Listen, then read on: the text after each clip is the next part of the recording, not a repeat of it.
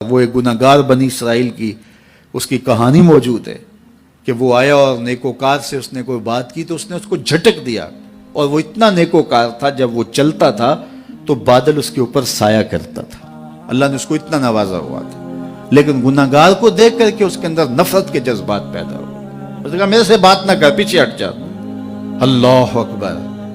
تو وہ بیچارہ بڑا رویا کہ مالک میں اتنا گناہگار ہوں کہ تیرے پاک بندے مجھے اپنے پاس بٹھانے کے لیے بھی تیار نہیں۔ دل ٹوٹا، شکستگی پیدا ہوئی، کہا لیکن مالک تیری مرضی، اور واپس پلٹا۔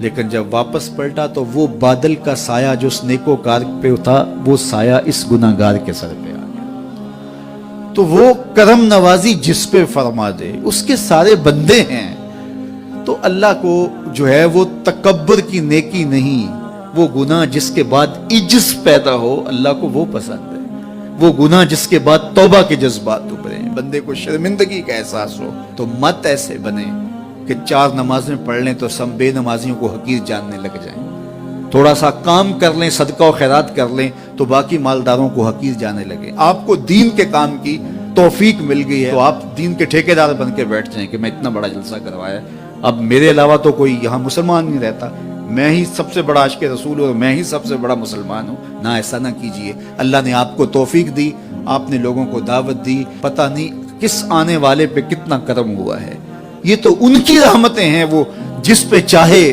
جیسے چاہیں برس جائیں۔ ہم کو ٹھیکیدار تھوڑے ہیں، ہم تو نوکری کرنے والے ہیں، ہم تو جوتے اٹھانے والے ہیں۔ ہو سکتا ہے کس کے صدقے، میرے والد گرامی مجھے یاد آتے ہیں، وہ مجھے فرمایا کرتے تھے جب گفتگو کے لیے نکلنے لگے اور لوگوں کا ہجوم ہونے لگا تو وہ مربی تھے بڑے، اور بڑی حکمت کے ساتھ جو ہے وہ کوئی نہ کوئی بات سمجھاتے رہتے تھے۔ تو ایک دن فرمانے لگے کہ ایک خطیب تھا، بظاہر اچھا خطاب کرتا لیکن اندر سے وہ اتنا اچھا نہیں تھا، تو جب وہ فوت ہو گیا تو وہ بخشا گیا، تو اس نے اللہ سے کہا کہ میرے مالک میرا تو کوئی عمل ہی نہیں ہے کہ میری بخشش ہوگی اور میری مغفرت ہو گئی۔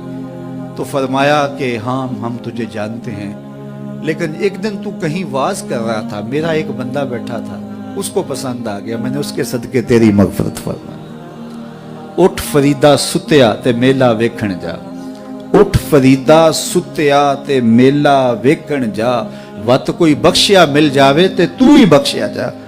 تو پتہ نہیں کس کے صدقے سے اللہ رحمتوں کا نزول فرماتا ہے، بے عمل کو دیکھ کر کے اس سے نفرت نہیں ہے، نفرت تو گناہ سے ہے، گناہگار سے نہیں ہے، لیکن کوشش کی جائے کہ یہ عمل بد چھوڑ دے۔ اللہ اکبر۔ ایک جنازہ گزرا اور وہ جنازہ کسی غیر مسلم کا تھا، تو چشمان رحمت میں آنسو آ گئے، تو صحابہ نے پوچھا کہ حضور یہ یہودی ہے یا عیسائی ہے، کوئی اس کا جو مذہب تھا وہ بتایا، تو فرمایا کہ مجھے اس بات پہ افسوس آیا کہ یہ اسلام نہیں لا سکا اور کفر کی حالت میں مر گیا، تو اگر یہ اسلام لاتا اور جو ہے وہ جنت کی راہوں کا مسافر ہوتا تو کتنا اچھا۔ یہ اس کے ساتھ بھی ہمدردی ہے۔ تو اللہ کی مخلوق، یہ جنت کے اکیلے ٹھیکیدار بننے کی کوشش نہ کریں کہ میرے علاوہ کوئی جائے ہی نہ، جنت کے دروازے پہ میں بیٹھ جاؤں گا کسی کو، یہ زیادتی ہے۔ میرے تو اعلیٰ حضرت نے یہ کہا تھا، ایک میرا ہی رحمت پہ دعویٰ نہیں، شاہ کی ساری امت پہ لاکھوں سلام۔ تو اس لیے امت سازی کی ایک تو کوشش کریے، اپنے اندر باہمی چھوٹے چھوٹے نزاع اختلاف، یہ انسانی فطرت ہے، انسان کے اندر طبائع کے اندر اختلاف ہے، ترجیحات کے اندر جو ہے وہ اختلاف ہے، اپنے اپنے مزاج کے اندر تفاوت ہوتا ہے۔ تو ایسا نہ ہو کہ چھوٹی چھوٹی باتوں سے آپ جو ہے وہ امت کو پھاڑ چیر کے رکھ دیں، نہیں، بلکہ امت کا جو تصور ہے اس کو قائم رہنا چاہیے۔ تو گناہ کے بعد جب انسان کے اندر ندامت کا اظہار ہوتا ہے، وہ جو آنسو ٹپکتے ہیں، بندہ اپنے آپ کو چھوٹا سمجھتا ہے، میں اتنا گناہگار، میں پاپی، میں مجرم، میں میلا اتھرو، جب وہ اپنے آپ کو دیکھتا ہے کہ میں اتنا برا شخص ہوں، تو پھر اللہ کی رحمتیں اس کے اوپر متوجہ ہوتی ہیں۔ تو اس کو پسند ہے کہ جب بندے اس کے حضور عاجزی کرتے ہیں، اس کے حضور معافی مانگتے ہیں، تو مت کسی کو حقیر جاننا کہ یہ گناہگار ہے، نہ جانے اس کا انجام کیا ہو۔ کتنے گناہگار ان کا آخر اچھا ہو جاتا ہے، کتنے نیکوکار ان کا آخر اچھا نہیں ہوتا۔ انما الاعمال بالخواتیم، وہ تھی تو فاحشہ عورت لیکن ایک کام کیا کہ ایک کتے کو پانی پلا دیا، اپنے دوپٹے سے جوتا باندھ کر کنویں میں لٹکایا اور اس کو پانی پلا دیا۔ حدیث پاک میں آتا ہے اللہ اس کے صدقے سے اس کی خطائیں معاف فرما دے۔ اور ایک نے بلی کو مار دیا خاتون کو، وہ جہنم کی آگ میں جلنے لگی۔ اس لیے کون کس کا انجام کیا ہوتا ہے؟ ہمارے بزرگ فرماتے ہیں کہ بچے سے پیار کرو کہ اس کے گناہ کم ہیں، اور بڑے سے پیار کرو اس کی نیکیاں زیادہ ہیں، اس کی نیکیاں زیادہ ہیں۔ چھوٹے سے اس لیے پیار کہ اس کے گناہ کم ہوں گے، اور بڑے سے اس لیے پیار کہ اس کی نیکیاں زیادہ ہوں گی۔